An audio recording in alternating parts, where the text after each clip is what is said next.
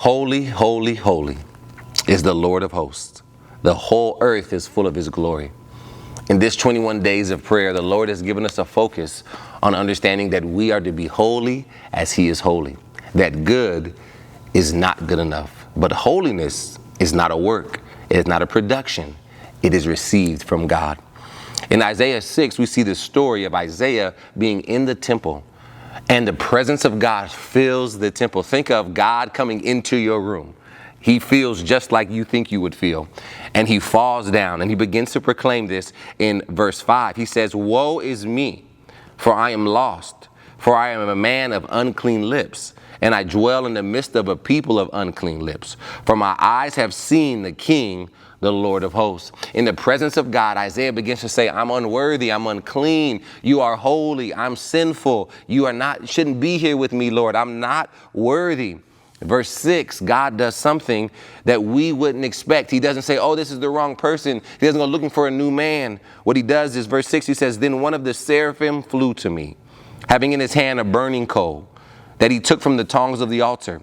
And he touched my mouth and said, Behold, this has touched your lips. Your guilt is taken away. Your sin is atoned for." God did not overlook Isaiah because of his faults, but rather he purified him. He cleansed him through his holiness. So now Isaiah's sinful wickedness is gone, and he shares in the holiness of God.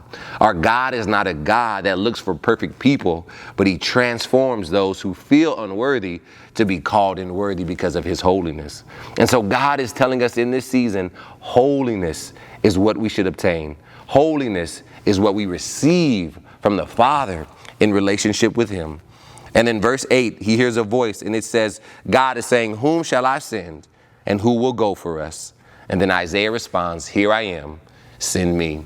When we begin to receive the holiness of God, then we can now receive the purpose and mission he's given us to go and be his fully alive children to the ends of the earth, sharing the hope and joy that is found in Christ Jesus.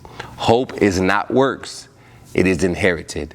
God is calling us to relationship. Sit with your Father. Begin to look at him and know that you are loved.